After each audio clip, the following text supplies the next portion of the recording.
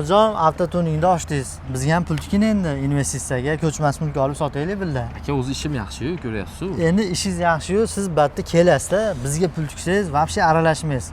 Hamma yo'qni o'zimiz qilamiz, teng bo'lib muzorobada ishlaymiz. Qanday? Men hozir sizga pul tikaman, nima ishingizga aralashmayman. Yo'q, xullas qarang, bizni nomimizga joy olmaymiz, o'zingizni nomingizga olib beramiz. O'zimni tikkan pulimga o'zimga nomimga. Misol 50 ming dollar tiksangiz, 50 minglik joyda olib foydalantiramiz.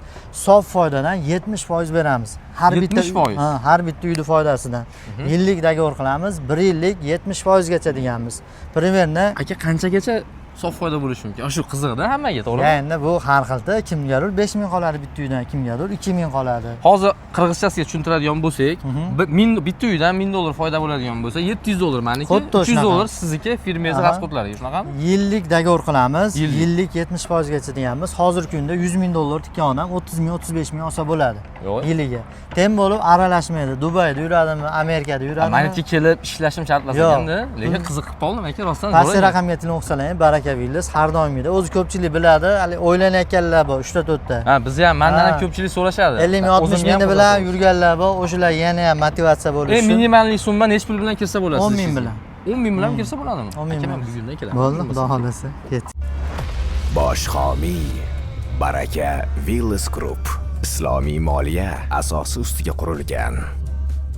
Hocam avtotuningni ochdingiz. Bizga ham pul tikin endi investitsiyaga, ko'chmas mulk olib sotaylik birga. Aka o'zi ishim yaxshi-yu, ko'ryapsiz-ku. Endi ishingiz yaxshi-yu, siz batda kelasiz-da, bizga pul tiksangiz, vobshe aralashmaysiz.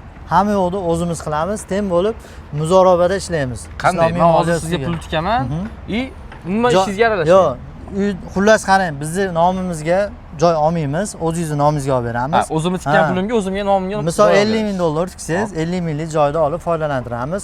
Sof foydadan 70% beramiz. Har bitta uyning foydasidan. Yillik dogovor qilamiz, 1 yillik 70% gacha deganmiz.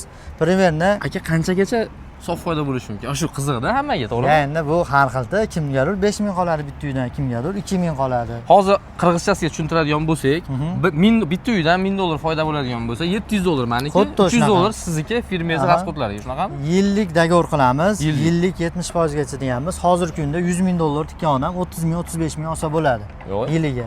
Teng bo'lib aralashmaydi. Dubayda yuradimi, Amerikada yuradimi? Meniki kelib ishlashim shartlasaganda, lekin qiziqib qoldim aka, rostdan zo'r. Pastki raqamga telefon qilsalaring, barakabillah, har doimgidek. O'zi ko'pchilik biladi, hali o'ylanayotganlar bor, 3 ta. Bizni ham mendan ham ko'pchilik so'rashadi. 50 ming, 60 ming bilan yurganlar bor, o'shalar yana ham motivatsiya bo'lishi uchun. Minimalniy summa nech pul bilan kirsa bo'ladi? 10 ming bilan.